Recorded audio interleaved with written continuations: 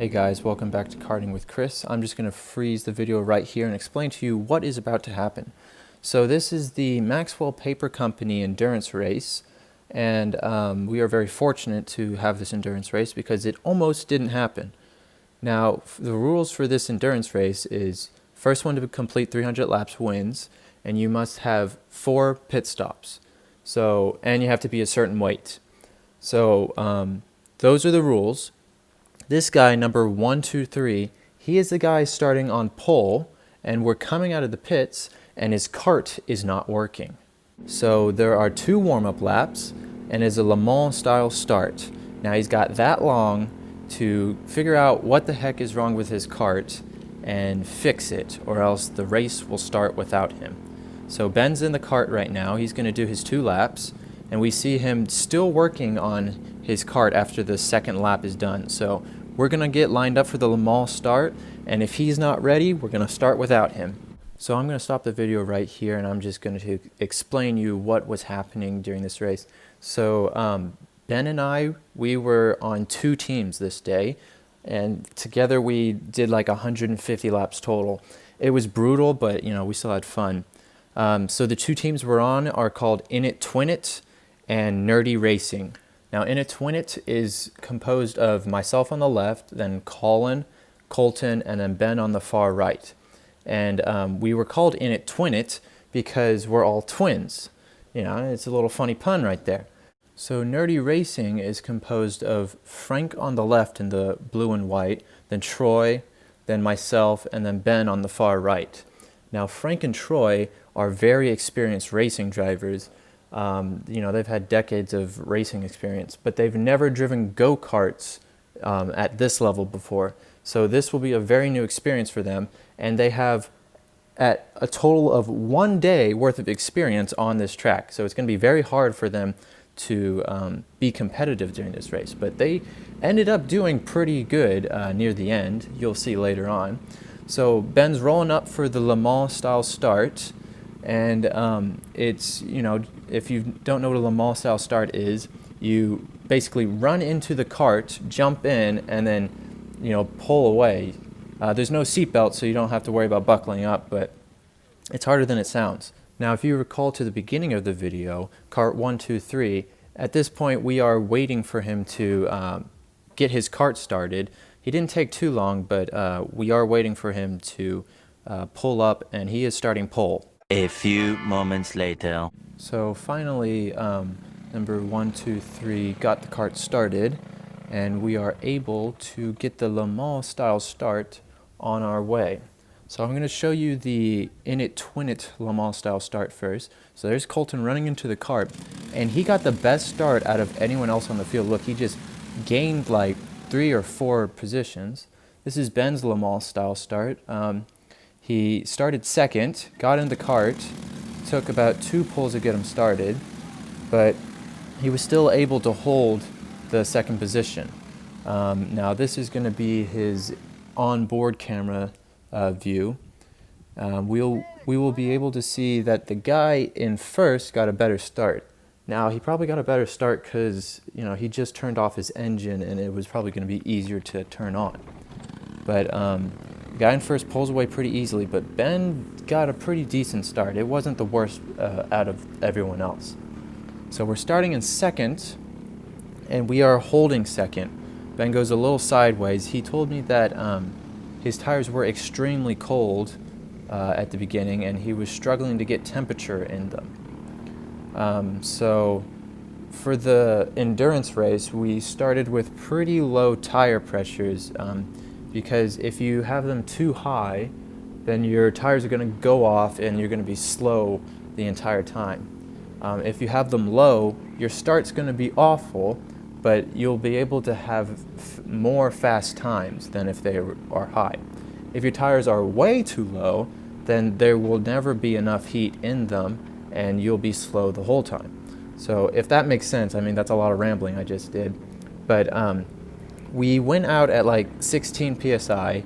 We're hoping that was good. It was like 55 degrees out this day, maybe lower. It was a pretty cold day, but the track was very warm because there was a bunch of people on it constantly.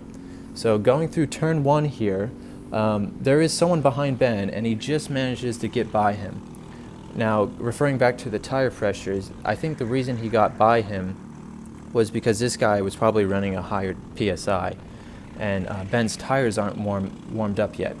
So we see him slowly pulling away, but later on in the race, Ben was slowly catching him.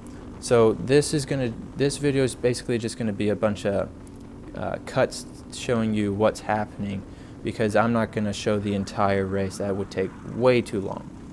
So we're still behind Ben. This is a couple laps, or we're still behind this guy after a couple laps. Coming out of 8 and 9, Ben almost rams into the back of him. And then going through 1, there is someone behind Ben, and we can see him just here. These are the guys who won the race in the end, number 5. They were extremely fast and extremely consistent, and their kart never broke, which was very fortunate. Kart braking is the #1 way not to win an endurance race. So going through here, this was on like lap 20 or something. This was our first back marker encounter.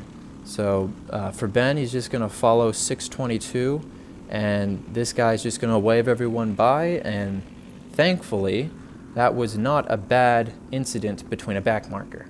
So about 30 to 40 laps in, we see our first yellow flag, and this was our first mechanical problem. We see their person right there pushing their cart in the grass.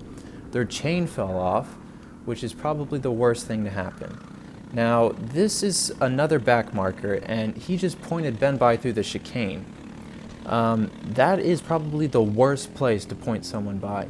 You don't want to be pointing people by in the chicane, because it's difficult to go side by side. It's not impossible. If you have two very skilled drivers going side by side, you can do it. But with a back marker, you just don't want to do it.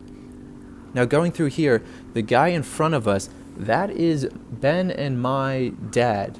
So this is our dad, number 4, and this is Ben lapping my dad. He just points him by, and probably a good feeling my brother had. But his team was in the heavy class, and they actually won their class, so congrats to them. Okay, so we're skipping ahead. Now this is going to be a good example of a good back marker. These are I think they're called the 4 Amigos. They were in 2nd place, I believe, at this time, and they just pulled off the racing line and let Ben by. Some back markers would try and race you and, be competitive with you. If you're a back marker, just let someone pass by. It's not the end of the world. So another thing to do when you're overlapping people is to overlap them without losing too much time. If you lose too much time, then if you're trying to gain someone in front of you, it's never going to happen. So going through here, Ben takes the inside of the person in turn 2, and he probably lost a bit of time, but it's not a lot just waiting behind them until the straight. So if you can pass someone smoothly, then that's worth a lot in an endurance race, because you're always overlapping someone. So here goes Ben through turn 1 again. This is our dad once again. This is further on in the race. And I was looking over the footage, and Ben primarily passed him going out of turn 3. So going through turn 3, my dad and him go side by side. There was a bit of contact. I talked to them afterwards. I think Ben must have pushed him wide or something, or I don't know, but there was a tad bit of contact, but overall didn't lose too much time. Going through here, we see Ben take his first double overtake. These two probably wiped each other out for no reason. I mean, it's an endurance race, but that was Ben's first double overtake, so congratulations, Ben. Now, Ben is now behind someone, getting the blue flag waved to him, and this guy points him by, and we are able to overlap yet another person. They weren't waving the blue flag too much, but when they did, it was nice to happen. And then going through the last couple of corners, we're behind Mackenzie. You will notice her from previous videos, and we are able to pass her going into turn 1. Further on down in this race, we caught up to this guy, number 7. Ben was maybe a quarter of a second faster than this guy. He was just barely faster than this guy. So their team was doing quite well. If I remember correctly, their transponder fell off, so they did complete the race, but no one had any data of it. So that guy's giving him a little whirl of the finger. No idea what that means. Ben obviously thought it meant crash into him through turn 3. So that guy's probably not very happy. But, you know, Ben got it done, and he is right behind another back marker. And my dad is off in front of this guy in camo. Now, wearing camo is not the best thing to do because you can't see someone. But my dad goes off in the grass, and then this guy wasn't aware my brother was here and just turns into him. But Ben was able to get by and pass all of them. So you're probably wondering, Chris, who was the fastest guy on track? Well, the answer is Ben. Team Nerdy Racing was the fastest guys on track. So this is his fastest lap right now. Exiting turn 1, going through turn 2, just a tiny lift and then back on the throttle. Going through turn 3, I noticed Ben likes to turn really early there and then give it loads of gas real early.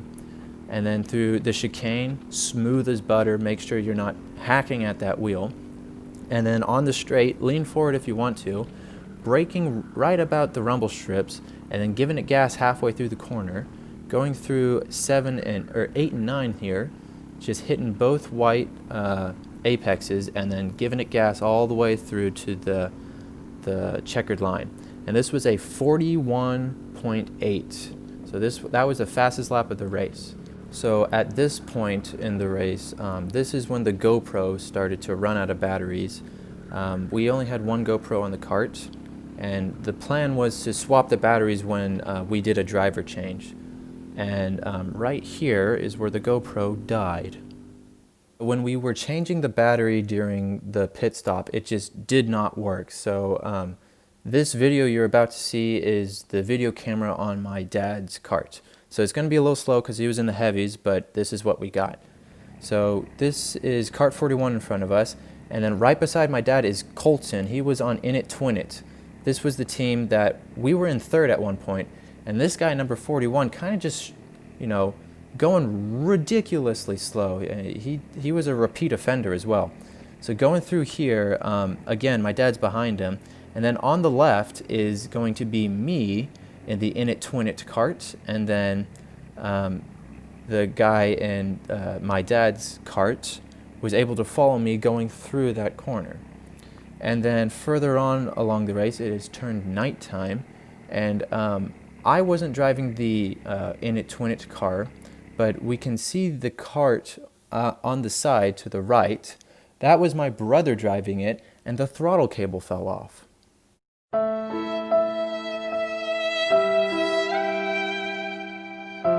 So that set us back from third all the way to 7th, but Team Nerdy was still in it, and as you can see going down here, I passed zoom by, and then there's two other people behind me, and we were in like a train of 3 just drafting off each other, not fighting, but helping each other out. So going through the start-finish line, we see Ben zoom on by. We did get the In It Twin It cart fixed, and then if you see later on going into turn 2, I zoom on by, and this was Ben and I working together, trying set fast laps and just gain the lost ground. So overall, In It Twin It finished 7th, and Nerdy Racing finished 5th. But when we went over the scales for In It Twin It, we were underweight by 0.75 of a pound, and that was just the most heartbreaking thing in the world. But luckily we weren't, you know, third, or else that would have been even worse. But Nerdy Racing finished 5th, and we gained $50 out of that. So you're probably wondering what happens to your cart after 300 laps of racing. And I'm going to show you exactly what happens to your cart. So if we look at the right rear wheel for me, this was extremely loose. The lug nuts became less than finger tight. And then this weight near the bottom of the cart became so loose that you could move it and it wore a hole in the seat. So overall, if we did more than 300 laps, I probably would have died. So if you liked the video, please subscribe. And if you have any questions, I know I didn't explain this to its full potential, please comment below. I'll try and answer them to the best of my abilities.